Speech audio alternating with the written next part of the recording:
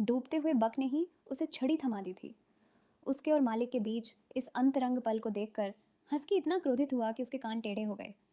यहाँ तक कि मालकिन जो बक को नापसंद करती थी, अब उस पर भरोसा करने लगी थी। उसने उसे एक अतिरिक्त चिकन लेग भी दिया। लेकिन दुर्भाग्य से हस्की ने भी यह देखा।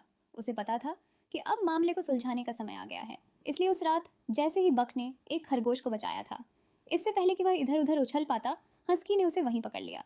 फिर उसने बक को उत्तेजक तरीके से देखा, ये नहीं जानते हुए कि उसका चेहरा अभी जितना उग्र था वह जल्द ही शर्मिंदगी में बदल जाएगा। फिर वह धीरे धीरे बक की ओर चला गया। बक, जो शहर से आया था, ने ऐसी स्थिति कभी नहीं देखी थी। वो इतना डरा हुआ था कि उसने हिम्मत नहीं की। लेकिन दो बाघ एक पहाड़ को साझा नहीं कर सकते। हस्की ने उस पर झपट्टा मारा। हालांकि बक उसे दोगुना बड़ा था, लेकिन विला में लाड़ प्यार से रहने से उसका जंगली स्वभाव खत्म हो गया था। वो कुछ ही चालों में गिर गया। फिर हस्की ने गंदी लड़ाई करते हुए बेहोश बक की ओर मजाकिया इशारे किए। फिर वह टीम की ओर चला गया, उनका समर्थन जीतने की कोशिश कर रहा था। लेकिन कुत्ते हस्की के पास लौटने के बजाय चले गए। वे बक पर भौंकते रहे, उम्मीद करते रहे कि वह खुद को संभाल लेगा। लेकिन अप्रत्याशित रूप से अगले ही सेकंड में बक ने वास्तव में अपने बंदर के नुकीले दांत दिखाए और खड़ा हो गया। उसका आंतरिक जंगलीपन पूरी तरह से जाग गया था। उसके भयंकर रूप ने हस्की को बुरी तरह डरा दिया।